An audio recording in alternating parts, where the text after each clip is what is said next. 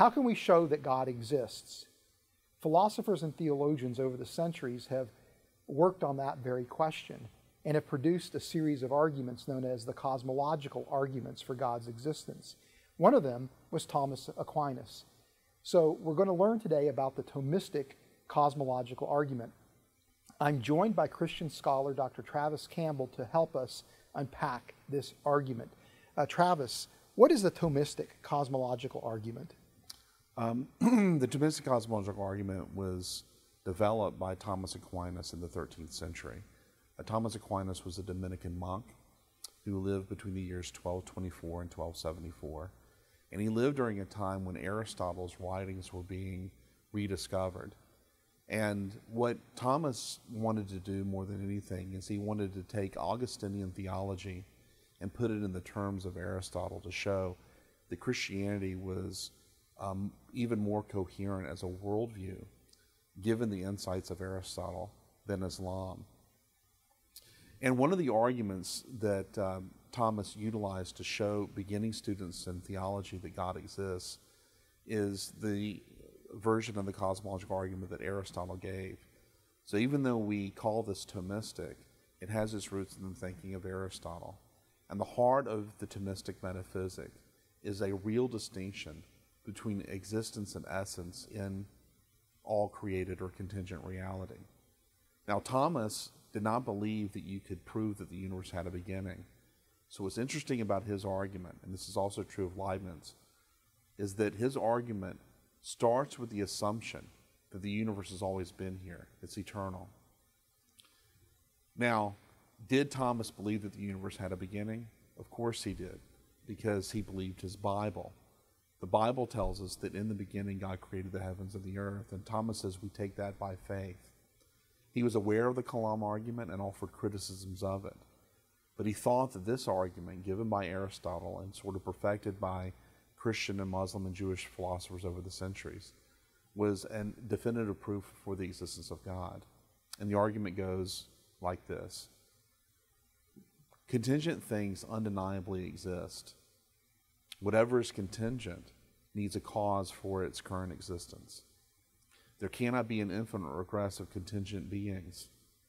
Therefore, there must be an uncaused cause of all contingent reality. And that uncaused cause is necessary, personal, omnipotent, omniscient, omnipresent, and so forth. And since the uncaused cause just is what classical theists say God is, that uncaused cause is God, or the God of classical theism. Now, one of the things that we have to be sure we understand is that when Thomas wrote his Summa, he gave his arguments for God's existence in the third article, but did not develop or unpack who the unmoved mover or who the uncaused cause is until his later articles. And so sometimes his arguments have been thought to be begging the question, because he doesn't prove that God exists, he just proves that some vague unmoved mover exists.